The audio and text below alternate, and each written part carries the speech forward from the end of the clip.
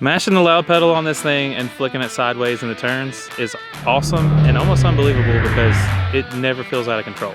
Ridiculous. It's so fast! It's so fast.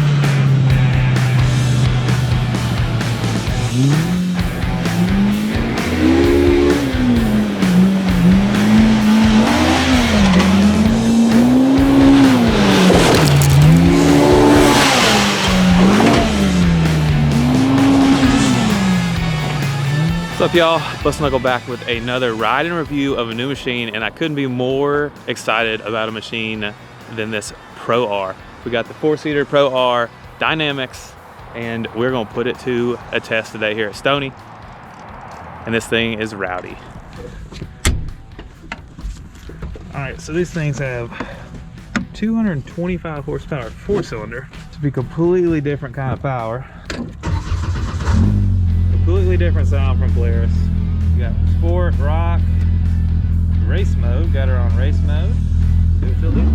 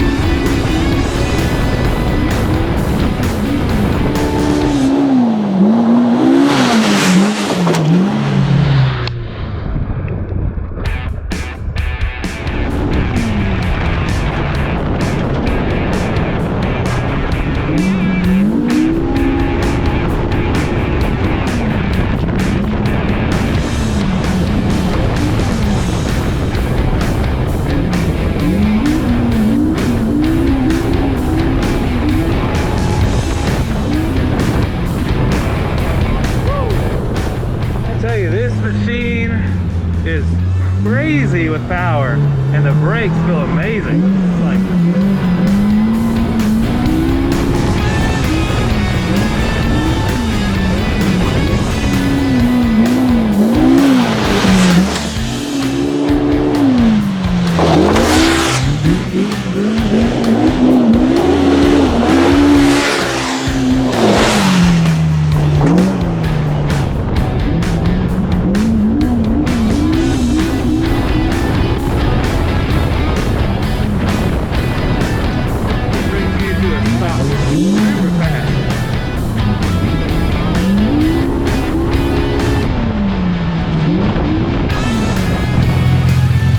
All right, first rip.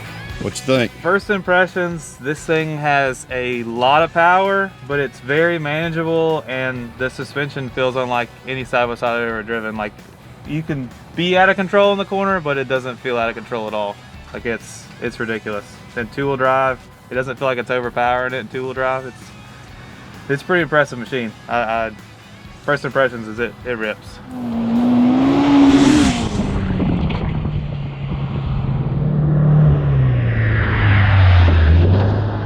Alright, so immediately there are a lot of different things about the Pro R. It is a completely different machine when it comes to powertrain. First off, the front end, you'll see that the suspension, the shocks are attached to the lower A-arm instead of the upper A-arm. It's a 74-inch wide machine instead of the 72-inch like the Turbo S's. It's got a 4-cylinder, I think it's 1997cc, 4-cylinder, naturally aspirated, no turbo, making 225 horsepower, and the power is ridiculous. But it has better brakes and makes it stop fast to make up for having all that power. Like, the brakes on this are amazing compared to anything else I've driven. And the rear suspension, it's got something different. It's got a toe link that goes through the trailing arm, And that just makes it to where when you're taking a turn, it's going to keep those tires nice and flush with the ground. So you keep that contact patch and it's not making your tires go all over the place. And it feels completely controlled when you're slinging around turns. Centered exhaust. I'm anxious to see what these are going to sound like with some straight through exhaust on them. It's got its own rear diff, which is completely different out of any other machine before. The transmission, everything was built into it. You got your own transmission that's separate from the motor on these. So it's completely different powertrain than any other Polaris RZR that we've seen before, but it still feels like you're driving a RZR. The interior is still the same as any other RZR, but it has got a lot of power, and someone's gonna make a turbo kit for one of these, and I can't wait to see what that's gonna be like. Now, another thing that is different on these machines is you now have some different modes when it comes to how the actual throttle responds. So you've got sport mode, and it all changes up here on the screen. You have rock mode, and then you have race mode. And all those are gonna change how the ECU tunes the engine and how your throttle response is. Also, you've got some new modes when it comes to the suspension. So this is the Dynamix 2.0. You've got Baja, you've got rock mode, you've got track mode, and you've got comfort mode. So those are all the different things that you can do to change up how this thing handles when it comes to the suspension. So we've seen how the Pro R does on the track. Let's see how it does in some rocks. So Uptain's got it in rock mode right now, and what rock mode does is it actually kind of limits your throttle. So when you're in rocks and sticky situations to where you don't need to go wide open throttle to get up something, it keeps you from tearing stuff up. So it's probably a pretty good idea for a lot of folks, because I know some of y'all can't drive and break stuff all the time.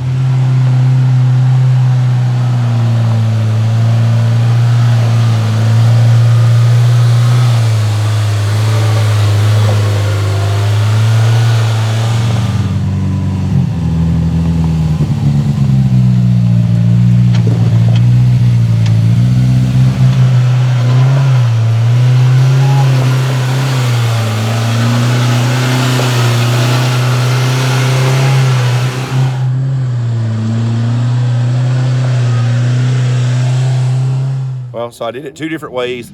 Once in sport mode with the open front diff in four-wheel drive, once in rock mode in four-wheel lock. And I can definitely say this, the rock mode is really awesome. I know one of the other manufacturers, and I'll say at Kawasaki, I came out here at Stony and did the KRX, and they have kind of a power limiter on it. It didn't make much sense at the time on that machine. With this being 225 horsepower, it makes perfect sense. So what it does is it's kind of desensitizing the throttle pedal, so you're having to mash a little bit harder and you don't have those accidental blips. And you guys that have turbo machines definitely know what I'm talking about when you're trying to rock crawl and blip that throttle a little too hard. So rock mode in four-wheel lock, this thing just creeps and crawls. It's pretty awesome. Alright, first thing we're going to do, we got it in rock mode. This is right here, so rock mode. We got rock mode going on over here. It's kind of weird, like this switch controls over here and this switch controls over here. It's kind of confusing. They could have done better with that, but it's just a small gripe. Go ahead, lock it in all the way, put it in low range, see how this thing crawls.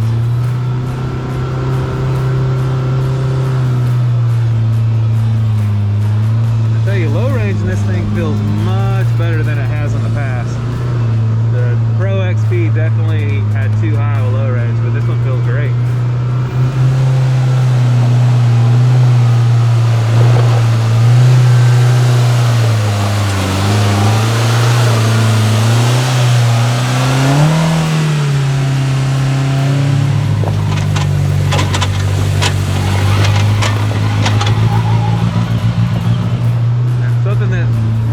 Seems to do is it kind of limits the sensitivity of your gas pedal, so when you're hitting the gas you're not using all 225 of that horsepower because you don't need all of it. Alright, let's try this again. Now we're going to do open front full drive. I'm going to change it to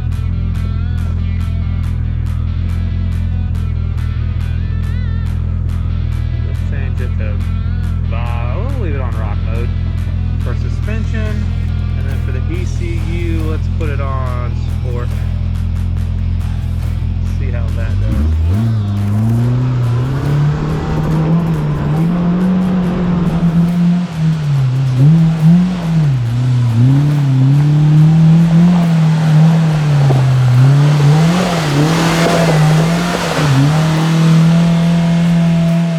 We got a nice little technical rock crawling section right here with some pretty tough ledges. I'm going to put it in rock mode and low and lock. I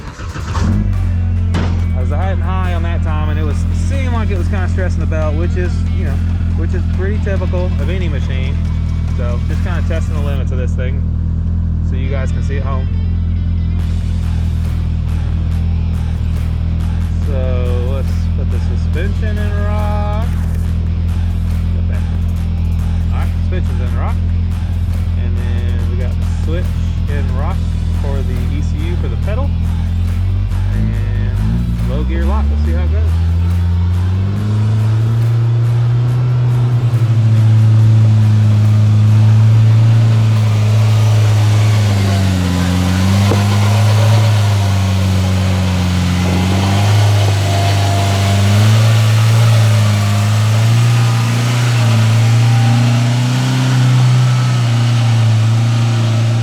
Another interesting thing about the Pro R, and something that as racers and stuff we've been wanting for forever, is there's an alternator on the Pro Rs. So that means you don't have to worry about running 2 batteries and trying to figure out how to run your radios, your fans, and all that stuff.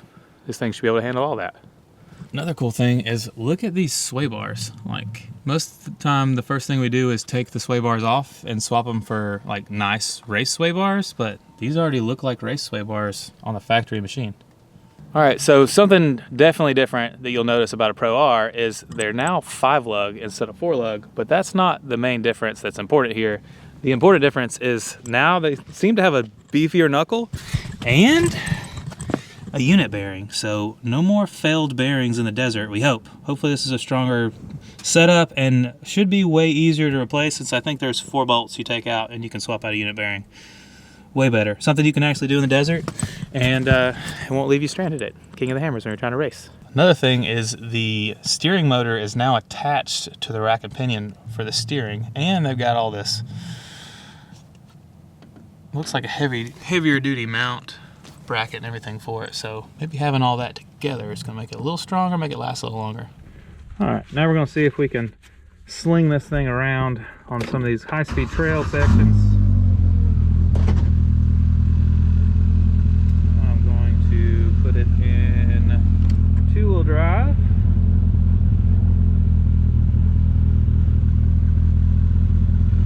And we'll put it in race mode. All the power. And then let's put her in track. Okay.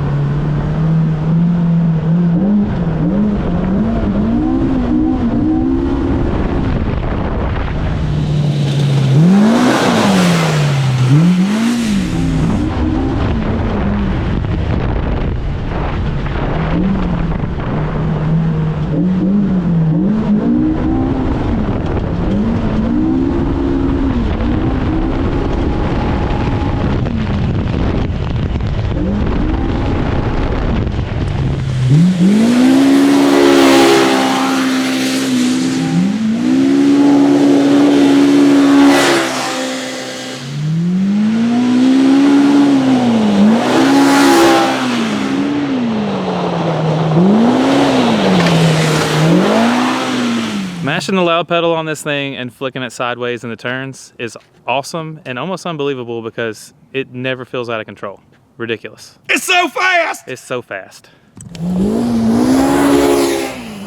Well, we've seen what the Pro R can do on the track. We've seen what it can do on the trails. Now we're gonna slow things down and see what it does in some technical rock crawling.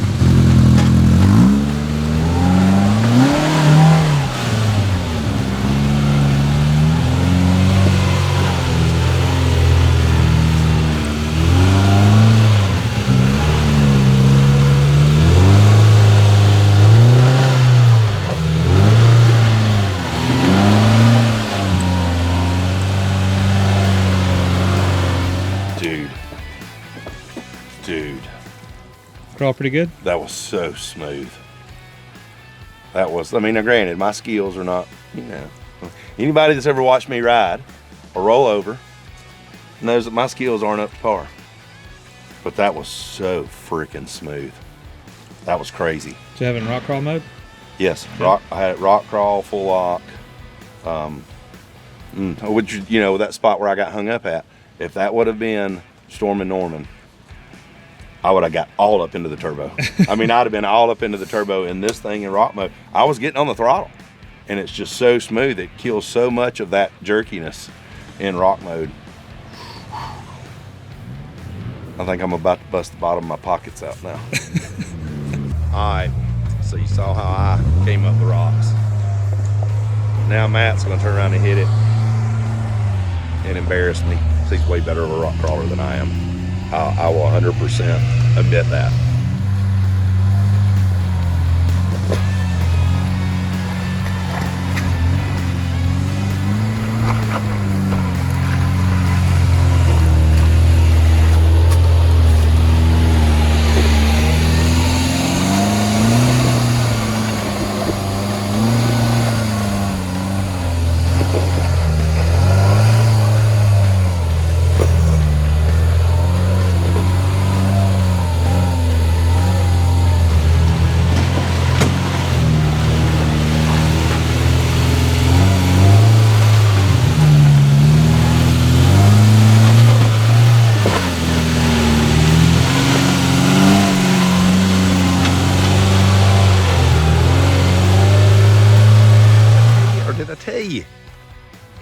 Matt always embarrasses me when I struggle on something.